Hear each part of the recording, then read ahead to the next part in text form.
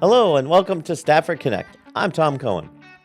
So this episode will return to a topic I've noted in earlier episodes we've returned to often, growth. But this time we'll address a growth-related topic that's not about population per se. I'm not sure how many in Stafford are aware that Virginia is home to the largest concentration of data centers in the world. And Northern Virginia, and that could include Stafford, is home to 70% of the world's data centers.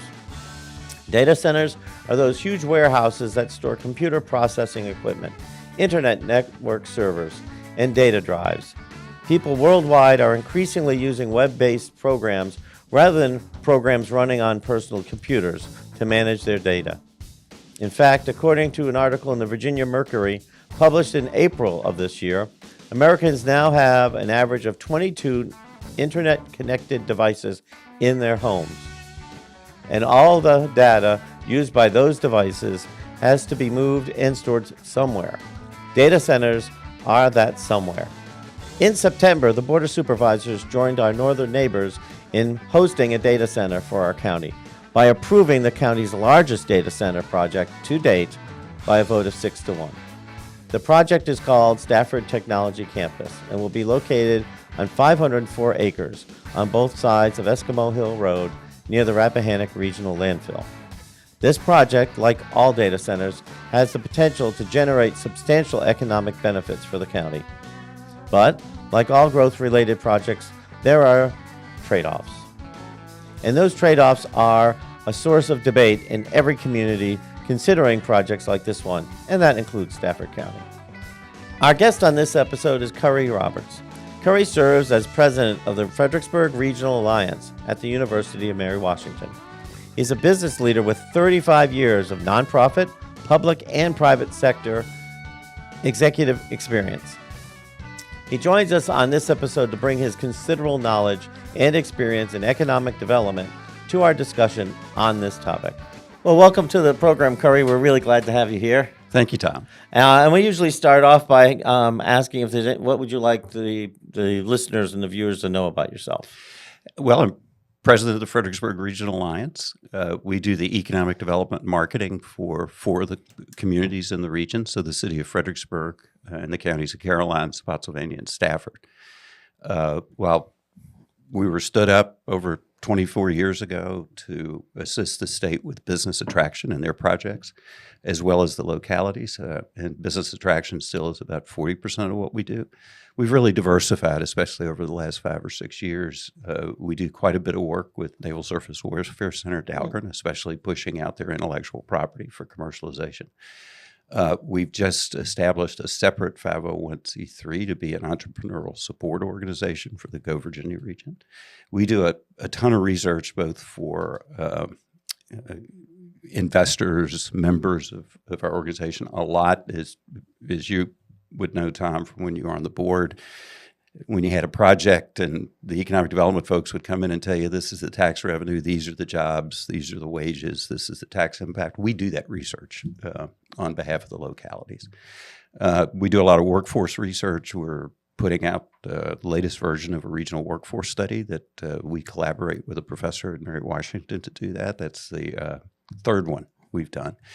And that initially started because we didn't know what the skill set were of the outcommuters.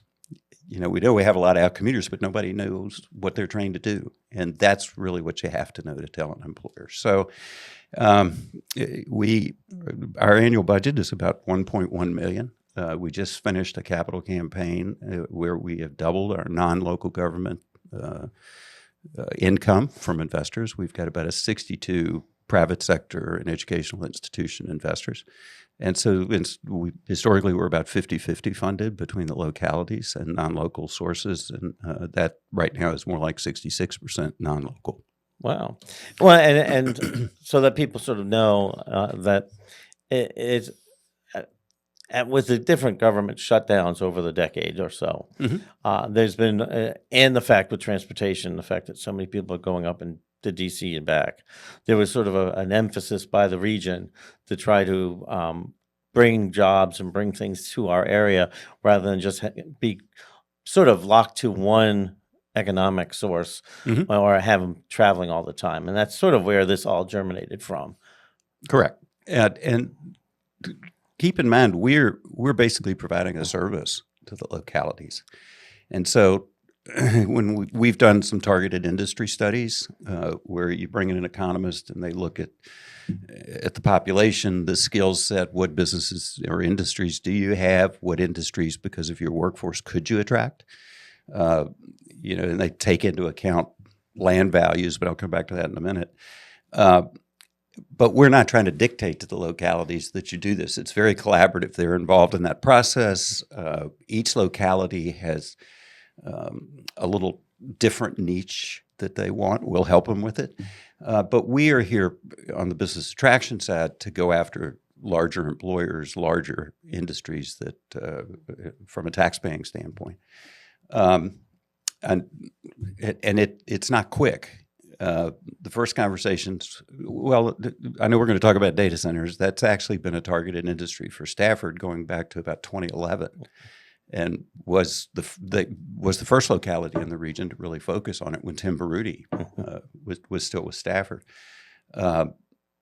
We got some traction on one site that Tim was working on in about 2014-15, but that company sold. The site was too small, and so we then in 2016 sat down with Dominion and subsequently Rappahannock Electric Co-op to map large sites, because we knew the industry was looking for larger sites. Dominion was telling the industry they were becoming too concentrated in Loudoun and Prince William, and they needed to start looking at the outer ring.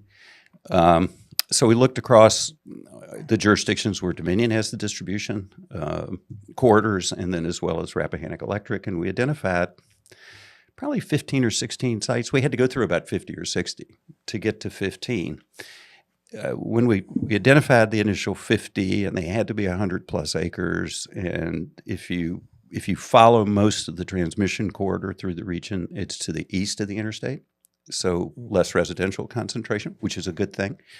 And we took those 50 sites and went back to the localities and said, okay, what other infrastructure do you have here? What other infrastructure are you planning?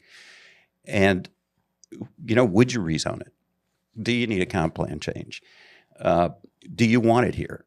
And that's how we narrowed it down to 15. So the sites were vetted by the localities. And then in 2017, we had our very first meeting with Amazon Web Services. We also, distribution was a priority for a number of jurisdictions here, Stafford included. We met with the real estate folks on the distribution side at Amazon and the economic development folks, and the sites that we showed them were on Centerport, where they've got 2 facilities today. So this goes back, it took 8 years to get where we are today. And then what's really interesting is, as you said, it goes back many years to sort of, my sort of take is that it's been building, no pun intended, but it's sort of been building, so that on everything, because we do this writ large. What the Alliance does is try to, as you said, fit into whatever community is trying to get into. Right. And I remember way back, even before I ever ran for the board, there was discussions about extending the fiber optic network down 95 and this, that, and the other.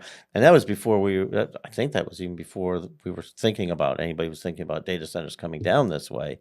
But then when it started to be, communities are looking for other job opportunities and businesses other than just going up to DC or just being tied to the federal budget, with defense contractors and et cetera. So communities were like, we want to diversify, and the businesses were trying to diversify. And it's sort of, as you said, some areas on the east side of 95 had better energy or Dominion lines and whatnot, and it's like, well, we already have the fiber optics, and it sort of just builds. But it's something that took decades to really think through the different options. This isn't as though any of this, even if you're talking about a Kalahari, or Calamari. Oh, it's Kalahari. Okay. They'll probably serve calamari, but it is Kalahari. Even if you're talking about them, this stuff has been in the works for a lot of years. It's not just as though somebody wakes up or somebody gets elected to the board in last year or next year and says, well, I want to do bunny rabbits. And it's like, okay, we're going to do it immediately. I mean, these things take a long time to plan. Well,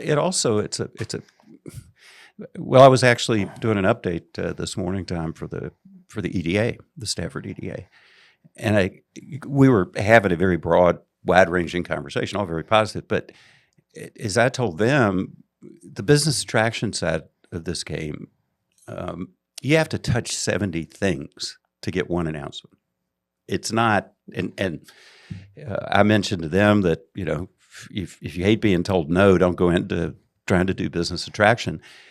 More often than not, you're ghosted. You don't know where they went. Right. And in priorities, so people understand. And for the AWS project, Virginia competed with 2 other states. West Virginia and Ohio were in consideration. And that's typically how this starts. They'll start talking to a state, and then they'll focus on a region. It's very late in the game that they focus in on one locality. But we can talk a little bit more about that, on how we try to respond to that. Kalahari, they've been in and out of here. There were 3 different times that they looked in the region going back to, gosh, I want to say probably 2007 was when they were looking at doing something in Central Park or Celebrate North. I think it was Probably, I think about so. 2007. Yep. Yeah. It's just so that people who are not wedded to all the anachronisms and labels. So EDA stands for? Economic Development Authority. Okay, and every community nowadays has one. Correct. Again, so that it fits into bringing new business to make it so we're not just dependent on one business for a community. Correct. And also, everybody's looking to diversify their tax base so that it's not always falling on the residential owner. Taxpayer Correct. the most. And then the AWS? Amazon Web Services. Okay. Just making sure everybody gets. Sure. Is there anything about your own personal background you'd like people to know? Like, just go, where you went to college? Oh, sure. Stuff like I'm that. actually a native. I grew up in Bedford County, about 15 miles east of Roanoke. Yes, I did go to Tech. I recently did a program on Ted Schubel's show with Scott Mayowski. Right. I saw the picture on Facebook. What that was football kickoff, college football kickoff, because Scott went to West Virginia. I'm a Tech graduate, and Ted's a big UVA fan. And we had talked about wanting to do something other than just talk about taxes and stuff. And it was a ton of fun. I pointed out, because Ted asked, well, how did you guys end up where you went to college? And I said, well, I didn't have much of a choice because I got a full scholarship, and it wasn't because I was academically adept.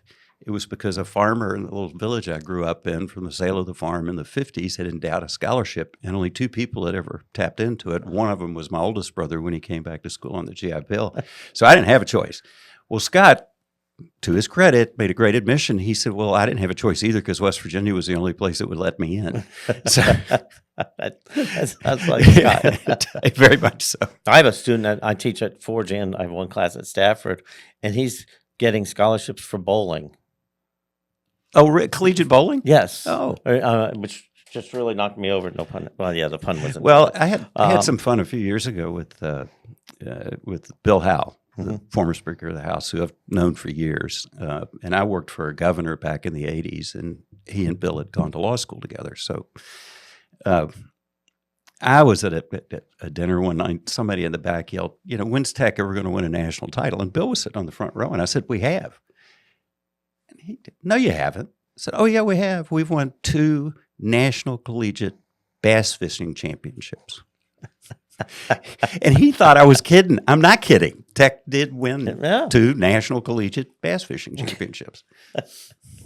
Oh, great. All right. So on that fishy note, we'll go to sort of there's the reason why I thought that data centers would be a good topic is because they're coming our way. They're starting in our area, but yes, I think it was 2 days ago, they talked about Spotsylvania moving forward with them. There's been a great deal of conversation and news articles about King George's issues. So in a broad stroke, what is a data center? A data center, the simplest way to look at it, the data center is a warehouse where you store servers because there's nothing on your phone. There's nothing on this phone. This is all going through a data center. Mm-hmm. This podcast is going to be housed or hosted from a data center somewhere, whoever you do your stuff with. If you've got a thermostat, a remote controlled thermostat, to communicate with that thermostat, the data has got to go through a data center. Data centers have been around really in earnest since about the mid-'90s. If you recall, AOL was started in Ashburn, which interested the federal government, which is why they've got such a strong fiber cluster around Loudoun, if you think about their defense and intelligence communities. The government saw the value in data centers and encouraged their development. If you think about computing capacity and or efficiency of power, you're better off getting all of that into a specially built building than all of us trying to have it at home. Right. They have gotten larger over the years as the technology improved, but they're no longer a nice to have.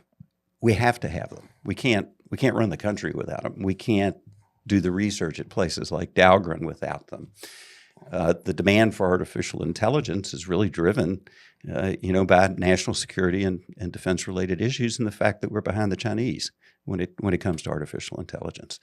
If there, as many people, especially around here, know, there can be instant communications with a warfighter from wherever the satellite that's watching all of this to alert the warfighter. All of that's going through a data center somewhere. So it's and if we ever get to autonomous vehicles, they're going to have to be everywhere. Yep. But if you're gaming, you go on Netflix, all of that comes from a data center. Well, and it's sort of an interesting element from that is with the disasters and because of the hurricanes and going up through the Carolinas and Georgia and now hitting Florida itself, where I used to live in Sarasota. A lot of communications and whatnot is being done through the smart link with and which is going up to they have a device in their home or they're outside of where they're living, and it's going up to a satellite, but then it has to go through a data center to go to if they're communicating with another family member or if they're communicating with doctor's offices or pharmacies that they need these medicines. That all is going to end up going through a data center. Well, your medical records are going to be housed in a data center. You send an email that goes through a data center. Yep. If you're on Facebook, Meta has a very large data center in Henrico. So it's if you order from Amazon, that's it. Amazon got into the data center business to support their distribution business. Wow. Okay. One turned out to be far more profitable than the other, but that's how they ultimately got involved. And one of the things that was interesting when I went on the tour was because people are asking about if there's a disaster and they're seeing this in Florida, but and they need the energy for they've lost their energy because there's power lines have gone down, and the system is sort of set up so that people can get the data elsewhere, so that if there was some type of disaster here, we've had our hurricanes that come through here where we get a day off from school, but if we lose or snowstorms, if we lose power, then basically all the data is still there in the cloud or whatnot, and if the one in if one in Loudoun or Stafford or Prince William or somewhere else goes down because they don't have power, we still can access it from somewhere else. And that was one of the concerns people said was, if we're out of power in the residential, are you going to be taking power from the residents to go to these data centers? And the answer was no, because the way it's all set up is they can get the information from somewhere else. That's why, that leads into, I think, there are several different types of data centers. You've got hyperscalers, cloud providers, and those would be the AWSs, the Googles, the Apples, the Facebook, Microsoft. And they have internal, as you pointed out, internal redundancy. So, your information that's generated here in Virginia may be in an AWS data center in Ohio, right? And it can be communicated around. And they take that into account when they're designing these. There is some backup generation, but that's only a bridge as an emergency. The industry is using diesel, but I would tell you, I think in the next 15 years, that's probably going to be battery storage because of the continuing improvement in battery storage. Diesel generators have to be permitted. They can only be run certain times. As you learned, they were only tested like once a week for 5 minutes or something. So you have some power redundancy. Then you've got what are called enterprise, and that's what we toured. It was an enterprise data center, which was basically a company builds it and leases it to a single tenant. So a lot of those are directed towards insurance companies, big data users, insurance companies, banks, who need to keep control of that data, that information. They don't want to ship it out through the cloud. And then you have co-location. And co-location can be, one rack of servers here is leased to one company and another rack of servers over here is leased to another company. But those are all backed up as well as you go along. Or you could have a multi-tenant, like there could be 3 enterprise businesses all within one data center. The other is the over the years, they've really evolved. AOL, I don't think was a very big building initially when they stood up. And by the way, that is still in use as a data center. Wow. It was bought by a company and retrofitted a couple of years ago. Initially, they were, big concrete tilt-up, single-story buildings, 1 million square feet, 1.5 million square feet. That's still the method that Microsoft uses. In our region and coming out of Northern Virginia, I think they've learned to go up. Now, the value of going up, it allows you to maximize the buffers on your land if you have any residential, if you're trying to screen. The other thing is the architecture has changed. It's no longer just plain tilt-up concrete. There's some real architectural features that if most of the time you drive by, you'll think it's an office building. And if depending on the screening of the cooling system, you wouldn't know it's a data center. Right. Well, and what was sort of interesting on the tour that I went to, we went to, I should say, and several of us went to, the building was built so that it could adapt to whatever happens in the future. Correct. Whereas, and it just seems like this is an industry that sort of understands that things are changing, so they sort of prepare for that. Correct. Rather than just more flexible design, because some of the older buildings are much more expensive to retrofit for new technologies. So they tried to be more flexible in their design. Right. And it was sort of interesting because the people are learning and the companies are learning from the past and adapting to sort of plan for the future, which is sort of interesting aspect to that. Before we jump into some of the other issues with it, tiering comes up. So what is tiering? Tiering it speaks to downtime, and it's like 1 through 4. And to show how much in demand we are of our data, there's only like 0.5 of a second between tier 1 and tier 5. Wow. It speaks to redundancy of power supply, redundancy of cooling systems, redundancy of internal equipment in the buildings. And the more you move towards tier 4, which is what most hyperscalers are, the more expensive it is. Where, a tier 1 would not have all the bells and whistles that might be in the other. But, you're still talking about just a matter of seconds of how typically they're down. It also speaks to whether they can stay up while doing maintenance, or do they have to take them down for a period to do maintenance. Now, remember, I don't really work in the data center industry. I've just, learned a lot over the last 8 years. And so, and that was one of the first things. I'm remiss I didn't really push it, but it's not as though you are, necessarily working for the industry or promoting the industry. It's just your job is to look at different elements to bring in business to communities. And if Stafford or whoever says, hey, we'd like to look at these, then you go and get a lot of information about it and give them all the facts, Correct. and they make the decision. Correct. Which is always nice. I Yeah, apologize. I didn't we don't- stress that in the first part because it was too interesting. It's okay. But you're correct. Our job is to look out for the localities. It's not our job. We're not, and this was a question this morning about, well, what's the difference between you and the chamber? Well, we collaborate with the chamber a lot on stuff. From time to time, we even do some issue research together. But they're business advocates.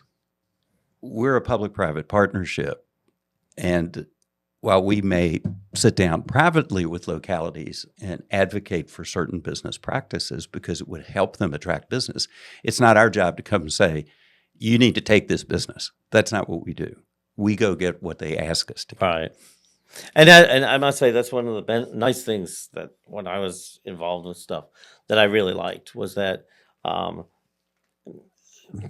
I've seen other entities where people sort of skew the information to present what they want, whereas when I was on the board, there was only one instance and it had nothing to do with this topic, but in all on either being planning, agricultural commission, or on the board of supervisors, there's only one time in about 12, 15 years that I felt as though somebody was skewing the information for one result.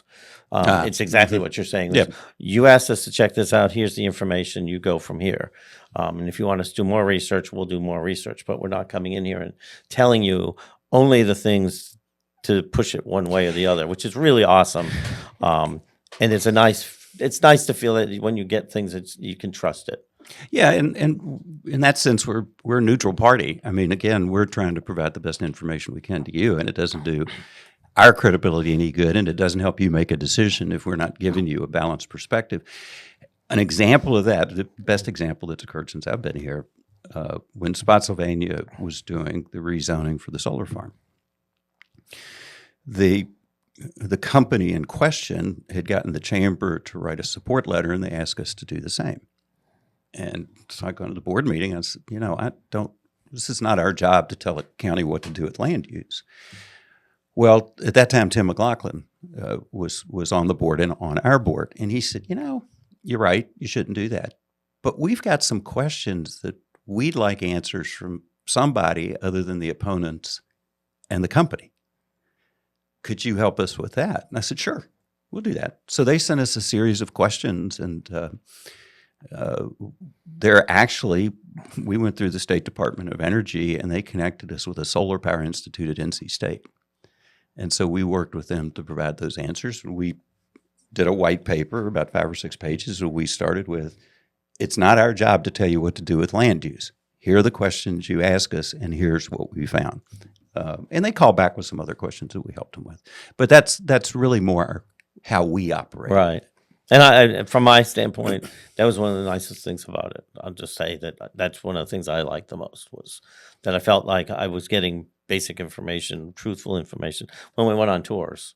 It was, yes, this was, this could be problematic, but this is how it's being looked at. And the industry, and we'll go back to the industry has been pretty good about learning from, as I said earlier, other situations. So when people start coming in and talking about data centers, because of other communities, there's certain topics pop up. So I'll raise them, and then you can say how the industry sort of has adapted. Okay. So, and one of the ways that I thought was really interesting, which we're not doing, and I don't think it's being done anywhere near us. So you don't have to be an expert on this, but I've heard in some places in the world they're putting them underwater because it's cooler underwater, and so therefore they don't have to worry about cooling the building and cooling whatnot because it's built underwater. Which is, we're not talking about that, but I just thought that was really an interesting way of saying we have an issue. And this is how we're addressing it, by putting the location in a situation that's naturally cooler. So therefore, we don't have the other issues, which was so sort of interesting.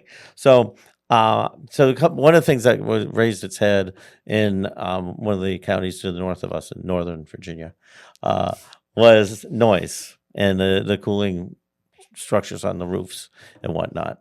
And then there was the question of they've sort of shifted to water cooling for different reasons. So do you want to jump into the Sure. whole cooling and Well, let me start with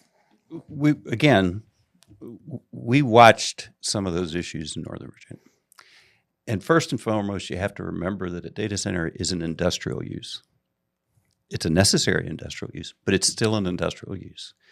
And there are places you put industrial uses, and there are places you don't. Or if you have an industrial use, you don't approve an intensive residential development right next to it. And again, they've probably shoehorned some data center projects in where they shouldn't have, and they probably didn't do a good enough job buffering their residential. Again, that accrued to our benefit because the companies all wanted bigger sites when they came here, and they wanted them well buffered if, in fact, there was any residential. And by and large, there's not a lot of dense residential around the projects here. As a matter of fact, the Stafford Technology Campus sits next to the regional landfill. And basically what's around it is all already industrial. Yet I think they're still going to have 40-some% open space when they get done. So we looked at that. That's not why Dominion first came to us. They first came to us because they were in the middle of a transmission extension controversy. You might recall when Corey Stewart was on the board in Prince William.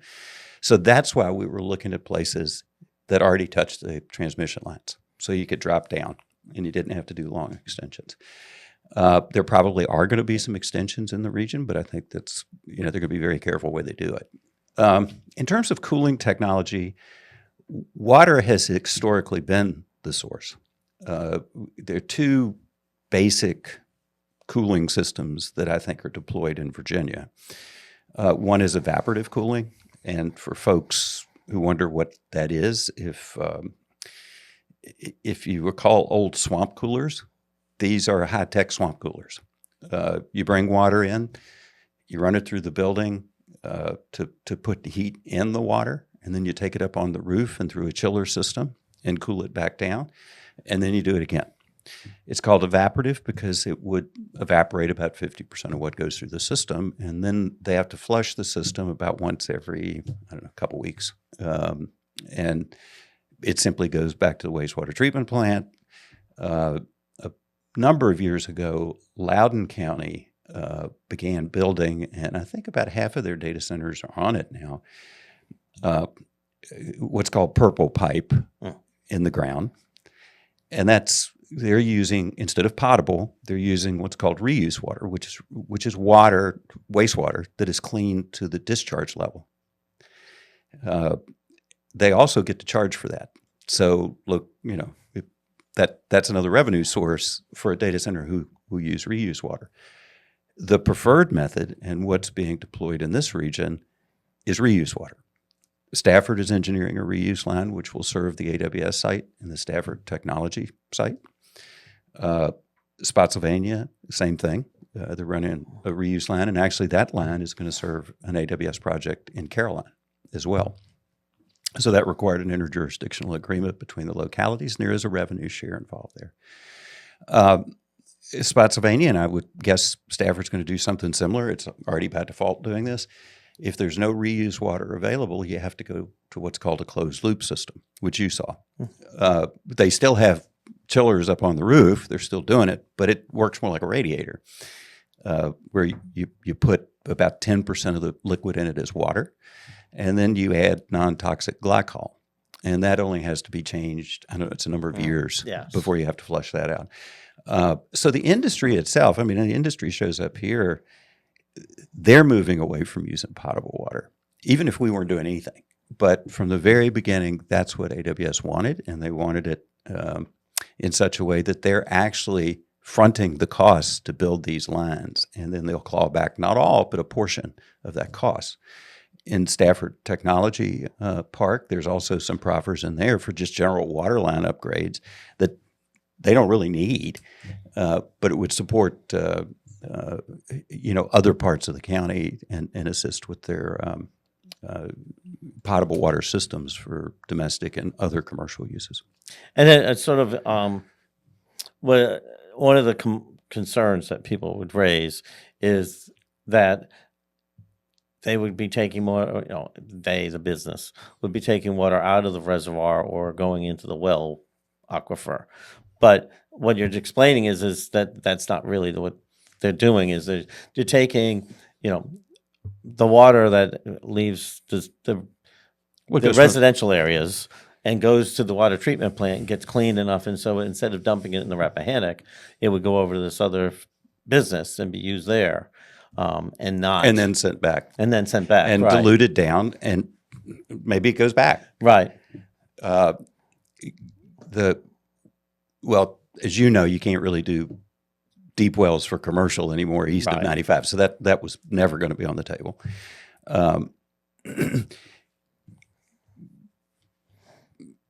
Spotsylvania went so far to amend their comp plan to say if there is no reuse available, you have to use an alternative cooling system. Now, the trade-off between those two systems, evaporative cooling is more energy efficient. Mm-hmm. Closed loop uses some additional energy. So that's where the trade-off is. Right. And then it gets you back to the issue of, and you already tagged on it, of the energy. And that was the other concern was, all right, there's only so much energy, and so therefore will you be taking it away from the residential? And one of the things that goes back, I saw the smile, is, it's sort of the same debate that's going on with electric cars, that if we don't have the grid to support everybody in a subdivision having an electric car charging, so there's only a finite amount right now unless you come up with something different. And so that's where they'll come up with and say something, but the response is, well, there's going to have to be, it's correct. We are going to run as a nation into some energy challenges. You're familiar, I know, with PJM, which is the grid, and we're a member of PJM as a state that covers 13 states. There's been an argument, we'll just, let them go somewhere else. Well, we could end up in a situation where it did go to Ohio. The power is still a challenge for the PJM grid, and we don't get any tax revenue or the jobs. So they're not going to just stop building data centers because we don't stop creating demand. Mm-hmm. AI doesn't stop creating demand for them. We just can't function without them. And the more if you get to, like I said, you go to self-driving cars, you're going to have little data centers everywhere because you can't afford the latency of when the car sees something and get its instructions back. Oh, wow. Yep. So, you get in your car today, you get in your Tesla today, and you pull up Google Maps. Well, that's coming from a Google data center. Right. So it's interesting. It's on the power side. I wanted to add to this. One of the things that I don't think is as appreciated,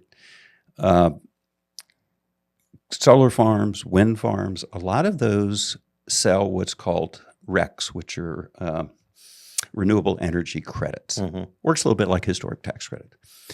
Well, the biggest purchaser of RECs to spur development of renewable energy sources are data centers.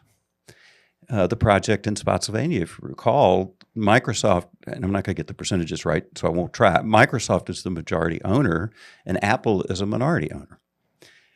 That power from that solar just goes up on the grid. Mm-hmm. And it could be supporting at the moment, depending on where there's dispatching power, it actually could be supporting Mary Washington Hospital in Stafford. We don't know. Right. You don't direct to one site. I think there is going to have to be a conversation about other sources of generation. I think small modular reactors is intriguing. People hear reactor and they have a bad reactor. Concerned. Exactly. Well, that's what we've been powering naval ships with for the last, 60 years, 50 years. So that there is good technology there on how to do that. And Dominion has actually put out an RFP to put one and test it at Lake Anna. Right. At their power RFP stands for Request for Proposals. Okay, thank you. Okay. Hey, be glad I'm not from the Navy. Everything would be an acronym. when you were talking, it popped into my head. So if this isn't a gotcha. It's just I saw in the news Tuesday, I think, that the EPA is imposing or reinvented or reimagined the Clean Water Act to say that every community has to get rid of lead pipes. Mm-hmm. And so that would mean, to a certain degree, if well, we'll say Spotsy, we'll keep blaming Spotsy, but if a community, Stafford or Spotsy or somebody, had to change all their pipes, and we did this in South Stafford when I was on the board down in the Ferry Farm area. We changed the pipes over. This was the pipe infrastructure. Right. Okay. But if the EPA is saying that a community, you have to do it everywhere, then the fact that if we're doing something with, if the community is doing something with a data center, and they're getting the data center saying, well, we'll pay for so much of doing such and such, it could overlap into what the EPA is ordering them to do. It could, yeah, especially in smaller jurisdictions, right, that don't have as robust a public utility system as Spotsylvania and Stafford. So a Caroline, for instance, could probably greatly benefit from that sort of assistance. The other thing is, I think this is right. The tax revenue from the Stafford Technology Campus, the gross tax revenue is like $120 million at full build out, say 20 years down the road. Mm-hmm. And I read where the director of finance for the county said that was worth 45 cents on the real estate tax. Right. And that's just one project. You did mention King George in the beginning, the AWS project that was looking to go over there. At full build out, they would have generated more revenue, tax revenue, than the whole county budget. One project. Wow. So and it's, as you know, it's two different types of revenue: the real estate revenue, and then the tax on computer equipment. I would caution localities from putting the tax on the computer equipment in the general fund because it can be volatile. Because you depreciate out that, you swap it out, you start over. The good news is it goes up. The more data centers you have, the flatter the line is. But you can have a real individual building can have a real sawtooth effect, and put the real estate revenue, the real estate tax revenue, because that's very stable. But I would, if it were me, if I were king for a day, I'd use it for my capital improvement program. Right, and some people sort of understand it that if there's going to be a data center complex, and say I'll just grab a number. I'm not looking at anybody in particular. I'm just grabbing easy numbers because math is not my best suit. 10, but they're not going to build all 10 at once.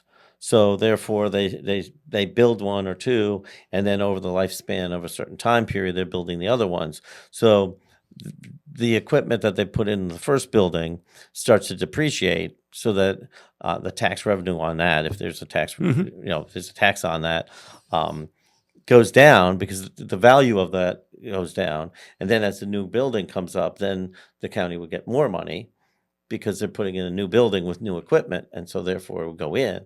So that's why there's a sort of a sawtooth effect. Correct. That it's fluctuating, but the real estate tax would sort of be stationary. Very stable. Because so that just to explain that lovely little idiosyncrasy. Mm-hmm. What's the basic lifespan of data centers? Well, they've been around about 30 years.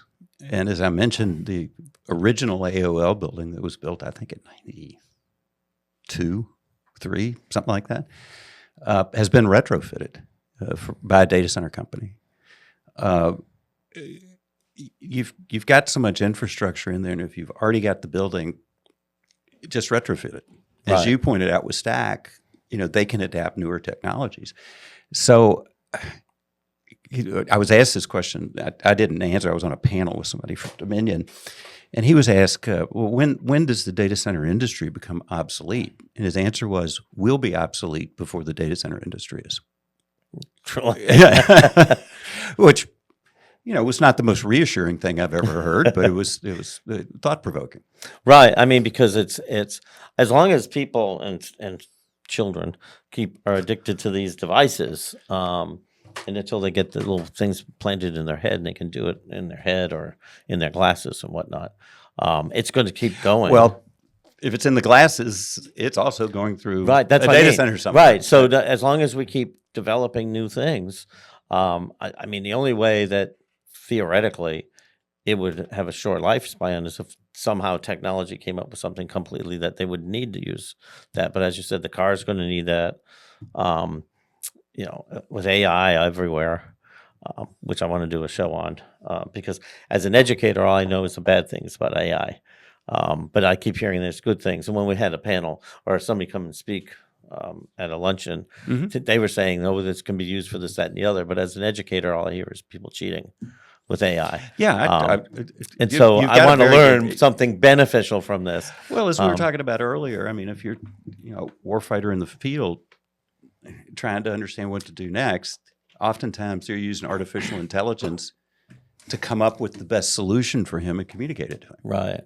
If you go over to NSWC, they're working with a ton of artificial intelligence on weapon systems because they also are trying to do more autonomous work. Well, in order for your weapons to be autonomous, they have to be driven by artificial intelligence, and that artificial intelligence better be really good before the gun goes off. So there are good things to it. I don't disagree with what you said about that. I've never gone on, was it Chat PGT or whatever it is? Right, yeah. One, I don't know how to use it, and two, I don't want to use it. I mean, it's like any new technology. You can find abuses for it, but don't throw the baby out with the bathwater. Yeah. Well, about 3 years ago, one of my students put my name into an AI chat thing, and it had almost everything in my life accurate in the paragraph, in a couple paragraphs. I mean, I had a couple things wrong with it, and both the student and I were just completely just stunned at how much they were able to pull out of the universe to get into this thing about me, and I was like, "Well, that's really creepy." It is. But then again, the FBI probably has the same information anyway. So I don't know how to take that. So well, they probably got it on me too. So so anything particular about the different plans that are being done in the area that in general, that you'd like to share? You've talked about the Stafford Technology Campus, and there's a couple. I think the board just approved a second project. Is that the one on Centerport? No, that was right. You had Potomac Church. Right. You had the first one. Yes. And that wasn't a rezoning. That was by right. But you had a proffer amendment thing that had and we hadn't put in the language for data centers. Correct. Correct. Which is where you're right.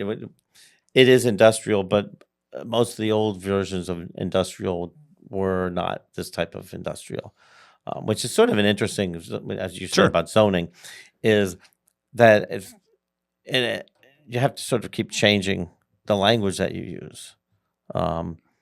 Because it evolves. Right, because industry evolves. Even residential or agricultural, we had to change the zoning category or what's underneath agricultural, because back in the day you may have a slaughterhouse, and now because however, either by right or whatever, there's now homes all around it.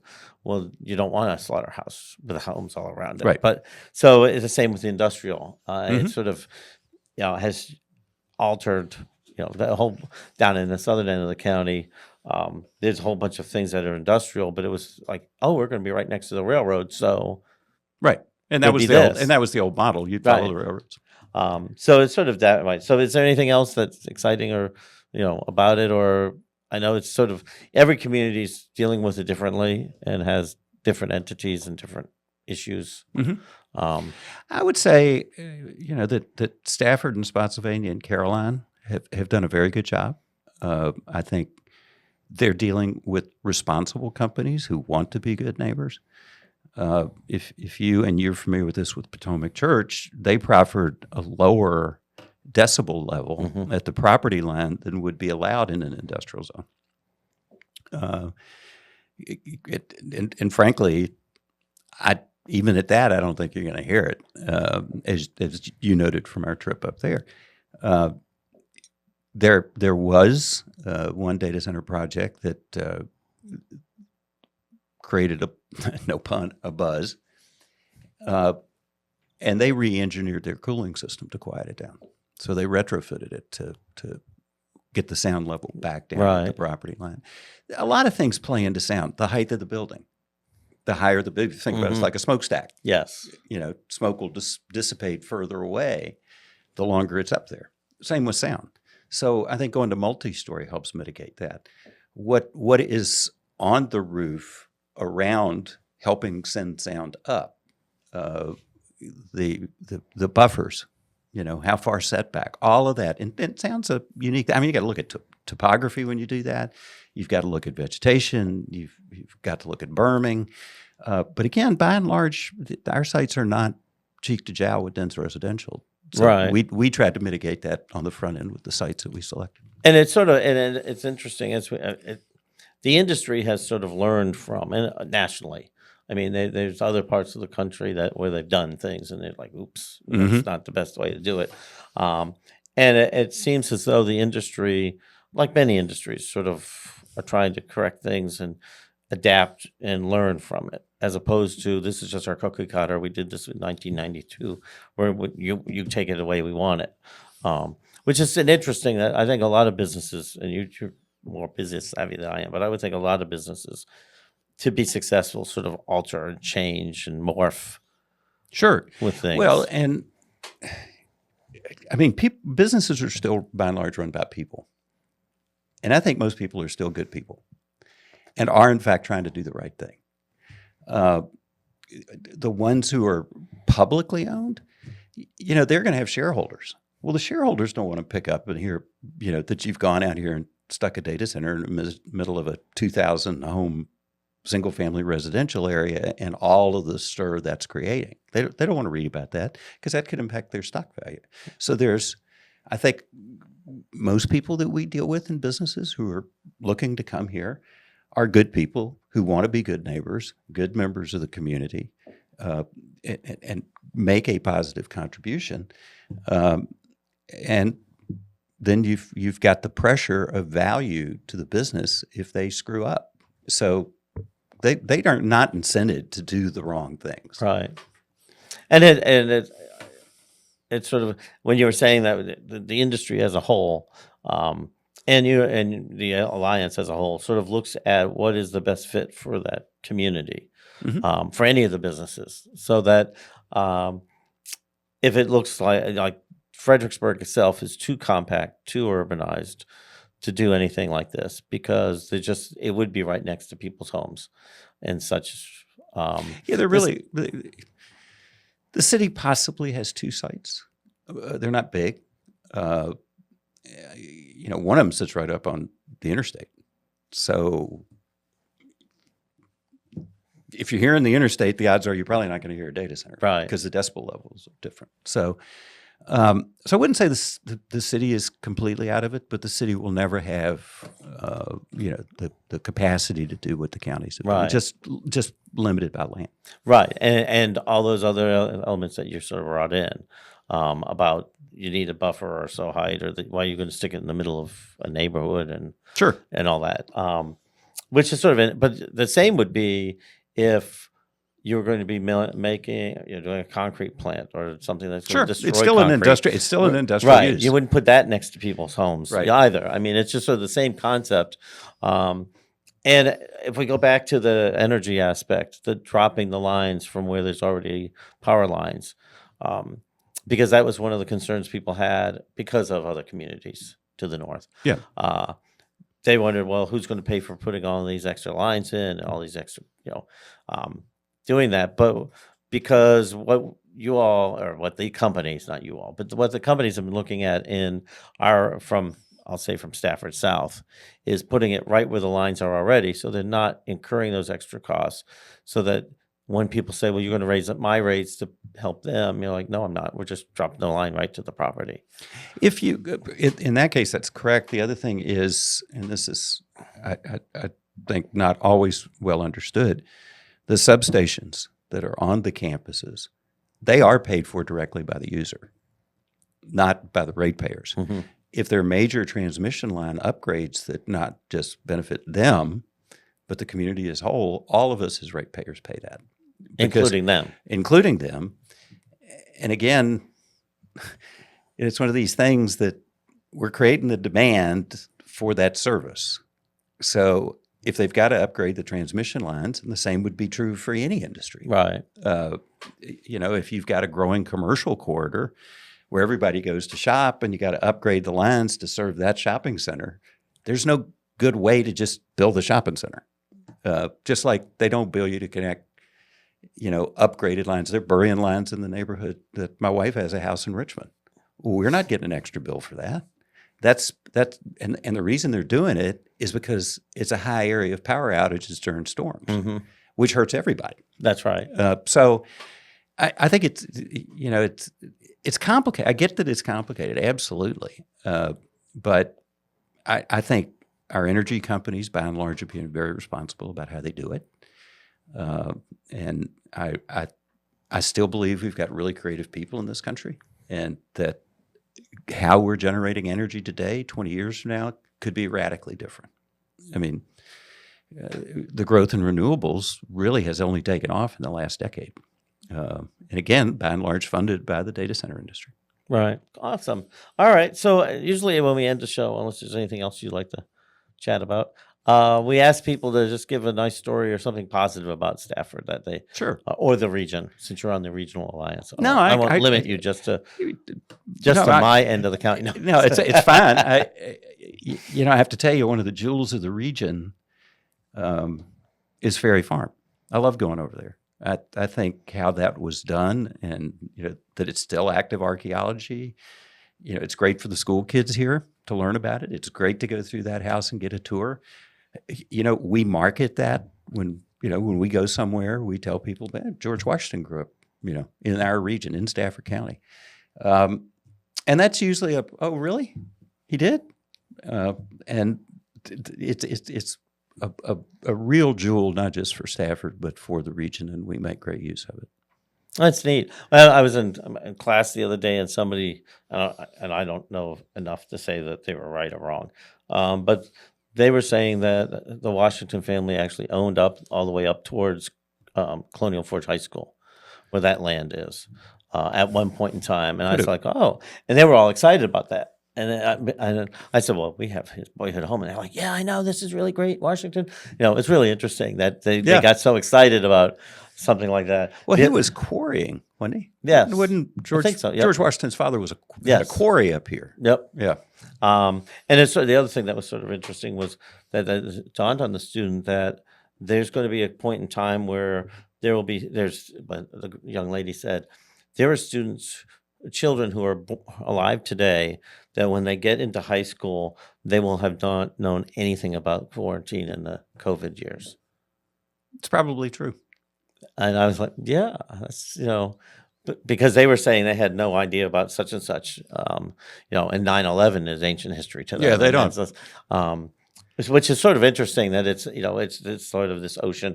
What started was I was saying that elderly people shift their voting, and it's not as though a family member of mine who was voting on the left and was big on sex, drugs, and rock and roll in the 70s, is when he hit 60, it's like, okay, I'm voting conservative now. It's sort of, it's like a wave, and she's like, oh my gosh, that's like students. They none of them know it. And I was like, yeah, this is I was very happy that they realized that. That's life. Yeah, it's like, yeah, that's... Well, I remember going... But for a 17-year-old to be thinking, wow, in a certain time of years, nobody will know anything about COVID is just amazing. I don't remember where I was, but we were in a museum and went in, and there was an old rotary phone. And my son walks over and he says, where are the buttons? How does this work? You had to do what? And so I had to explain that. And then when my wife retired from her full-time job, she was cleaning out her desk, and she came across the old pink message slips. Oh, yes. And there was a 25-year-old helping her clean out who held them up and go, what is this? What'd you do? I mean, just... I know. It's interesting. I was teaching. It ages you Yes. quickly. I was at Brook Point, and I told somebody, I was like, hey, when Reagan bombed Gaddafi, and the students all looked at me with like, and the team teacher, who was younger than I am, said, I was in 4th grade when that happened. I'm like, okay. I know I'm officially old now. So Yeah, and the French wouldn't let us fly over that's right. Yep. France. That's right. Yep. And no comment. So Well, I was going to make a joke about French fries, but I'll be good. So, all right. Well, thank you, Curry. We really appreciate you coming forward and bringing all this information. It's really great for people to get sort of the ins and outs of the issue, and as Stafford moves forward on this, and as you said, the whole region is moving forward on this. It's good for people to get some of the basic information. And then look into it to get more information, so that people have a well-rounded idea of what's going on, and the goods and the bads. Because as you said, you do it wrong, any business the wrong way, and then it just causes more problems. And so it's better to get the information to know what it is in the first place. So thank you. I appreciate you thanks for coming. having me, and happy to come back sometime. Enjoyed the conversation, Tom. Thank you. Thanks again to Curry Roberts for his willingness to join in this conversation and to offer us his thoughts and insights into this project. I'm sure that this project will not be the last word on data centers either in Stafford or in Northern Virginia. The rise of AI promises only to increase the demand for data storage and will just as likely return to similar debates in the future as we work to meet those demands. That being said, I want to thank you for joining us on this episode. We do appreciate you and hope that you will refer us to your friends. Our next episode of Stafford Connect, we're going to sit down and talk about AI with one of the experts to see how it's impacting our lives and will in the future. Until then, I'm Tom Coen, and you're listening to the Stafford Connect podcast. Stafford Connect is a River's Edge Media original podcast. You can listen to the show anywhere you get your podcast or catch the video on our YouTube channel. Stafford Connect, the conversation begins here.